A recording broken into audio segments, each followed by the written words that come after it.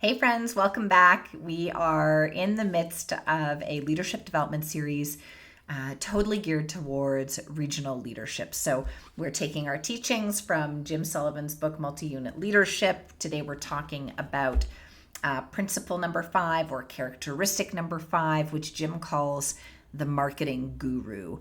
And this section really prompted me to think about what I think is so unique about this regional leadership position is that you really have to be a strong generalist, is the term I like to use, because not only do you need to be an expert in your brand or your organization's, standard operating procedures. This is how the customer experience or guest experience is meant to be delivered. Really, really important, but also just by nature of your role. And I feel this way about individual unit operators as well, that they also need to be really strong generalists, because it's not just the business that needs to be executed. You're also responsible for recruiting and hiring and training and overall culture and workplace satisfaction. So that's another bucket of skills. And then you also need to be really strong financially, because you've got to deal with P&Ls, you've got to troubleshoot, cost of goods, and you've got to hit labor budgets and marketing budgets and discount budgets. So you've got to have this kind of financial skill set. And then marketing is also a big part of that. You've got to be able to drive business. And there's a number of ways that you can do that. And 3 things that I like about this book specifically is that, yes, Jim talks about all the other kind of, tactical marketing programs that you can deploy to drive business. But he also talks about, that's like the non-traditional things that we wouldn't think are marketing, especially if you're an operations person like myself. You tend to kind of gravitate towards the world of operations.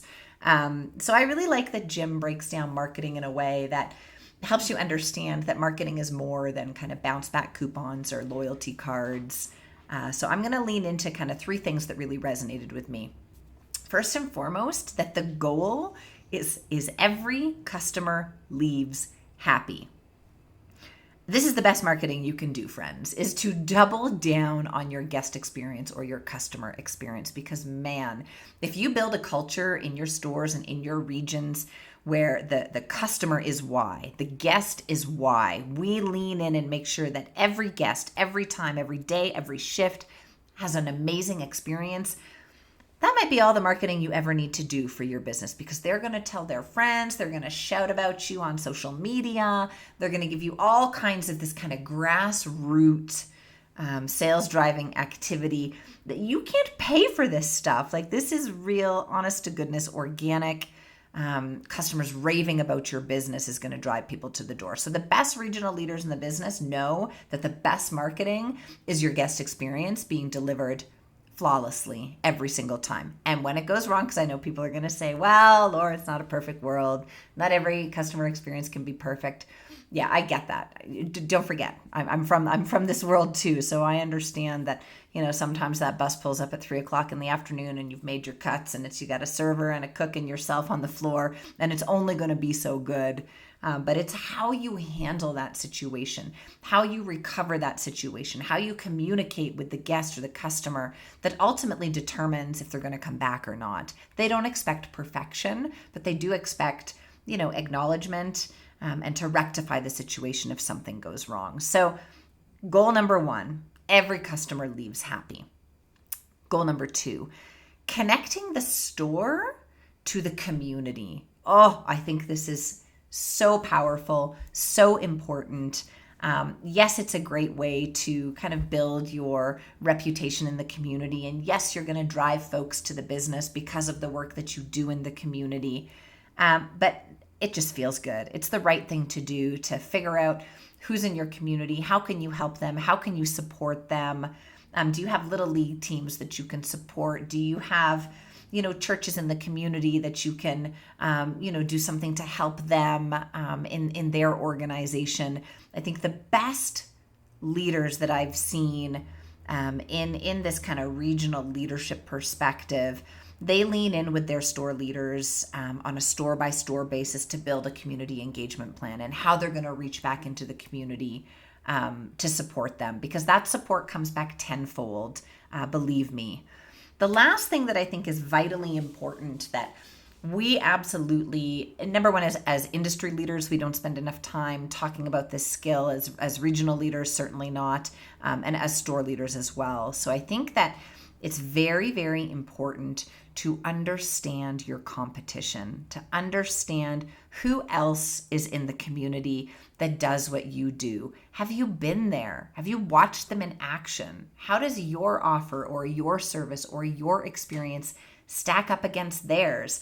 If you've got a day part in your business that is a little bit slower, but you know your competitor's really busy at that time of day every day, why is that? What are they doing to drive that part of the business?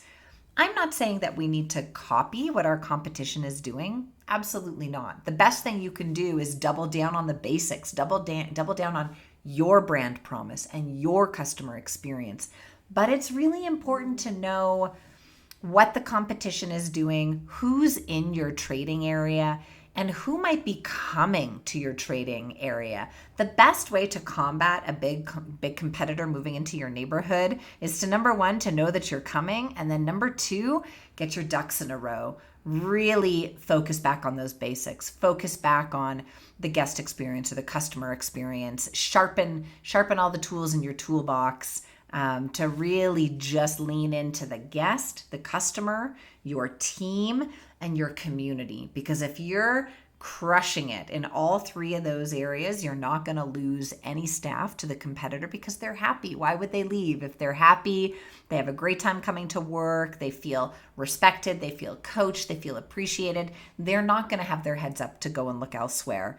If you're really focused on the guest experience and every guest or every customer leaves happy, they're going to be less inclined to try the competition. Or if they do, they're going to be less inclined to, visit them more than they visit you. And then, of course, if you are a strong advocate for community relationships, and if you do a lot of work in your community, folks are going to want to rally around you. They're going to want to support you in the business. So really, really important to take great care of your customers, connect each store in the region to the community and opportunities to serve the community, and just be mindful of who the competition is, who might be coming to town, and keep your tools sharpened all the time. So that's it. That's my take on the Marketing Guru section of the Multi-Unit Leadership book by Jim Sullivan. Thank you for joining me, and I will see you guys in a couple of days. Take care.